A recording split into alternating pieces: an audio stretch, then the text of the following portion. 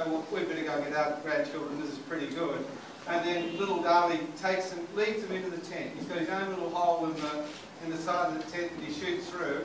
People follow him in, and then he climbs the centre pole of the circus and slides down like a little fireman. And every time someone's watched Dali do this 3 times, we've sucked them in completely. This is the first time any of these children have ever heard music, seen theatre, seen acting, seen film or anything like that. Now most of the children have been in our movies and the Maliks love it. And the miracle of miracles is that Maulana Hukani, who's the leader of the Taliban in our region, is now a frequenter of the Yellow House. And he's given us his blessing. So for years we were worried that the Taliban would come over the wall and blow us up or kill us. And now we've got their protection. He's letting me go out into their fighting areas where there's boys that have taken up guns and not cameras and brushes. And he's letting me give them the option of coming to the Yellow House and learning to be creative, because he thinks he can work with the new president of Afghanistan and the days of the war will finish. So I'm very, very optimistic, and I think you can see that in the work. You know, well, I think that's, I mean, it is an incredible thing, yeah. Here in this body of work, we've just got beauty. Yeah. And, but you can't look at these works without knowing where they've come from. And the fact they have been created in Jalalabad, the fact that they are talking about things that in the piece of writing that we did about it, we're talking about the fact that you can look at this work and you just take layers and layers away from it. So you can look at this body of work here with Nurungal, and is George actually painting Nurungal, or is he painting Vincent, or is he painting Vincent as Nurungal, or is he painting?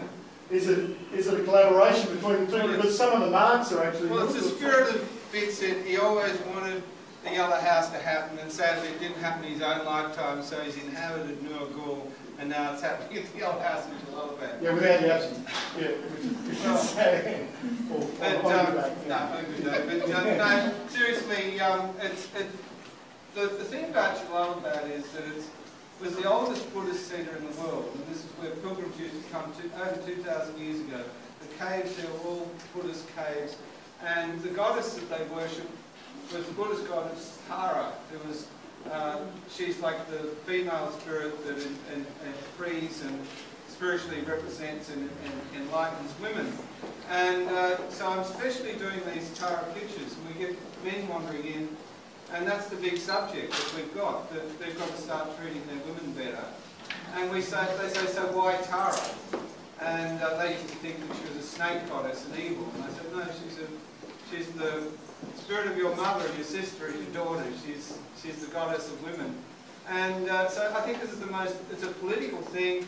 I'm not, you know, any one day we could have 3 blocks away from the Yellow House. We recently had the police station, the television station attacked, and there were body parts everywhere. I don't want to look at that sort of stuff anymore. I don't want to paint it anymore. I don't even want to photograph it anymore. It's much better to come back to the Yellow House and create incredible beauty in the face of that, and have the people come around there and realise the joy of creating and not destroying.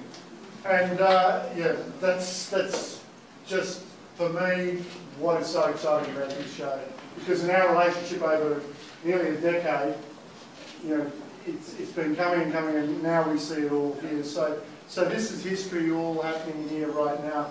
The other amazing thing about George, which is so exciting, and which is what makes him such a renowned artist around the world, is the multimedia aspect: the films, the photographs, the drawings, the discussions, the talk, and your partner, Muse, Helen Rose. Helen Rose, who... Where's Helen? Helen. Yeah. So Helen, who is one of the most extraordinary women I've ever met, and we put up with him for starters, which is always... so we've got Helen here. So the beautiful thing about George Gittoes opening is you never know what's going to happen. I certainly don't. And it always happens. So without further ado, we've got Helen and Anna, who's most extraordinary violinist as well.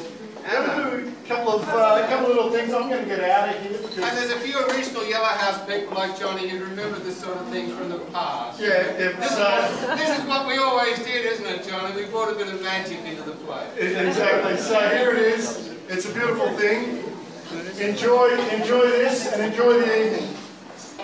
Well, I'm going to sing a rather sad song. We're all excited because something happy is going to happen. It's not. And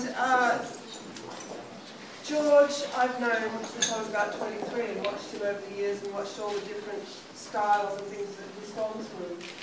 And one thing I can say that he has, similar to Vincent van Gogh, I hope I'm pronouncing that correctly, is that he always shows the world a new way of seeing. And he does it in Gittoes style. And all the artworks are always a part of an experience. They're not just something created in a studio somewhere. They're part of a whole event in history. And this event is about the power of art and the power of artists. So I'll start. Starry, starry night, paint your palette blue and gray. Look out on a summer's day, with eyes that know the darkness in my soul.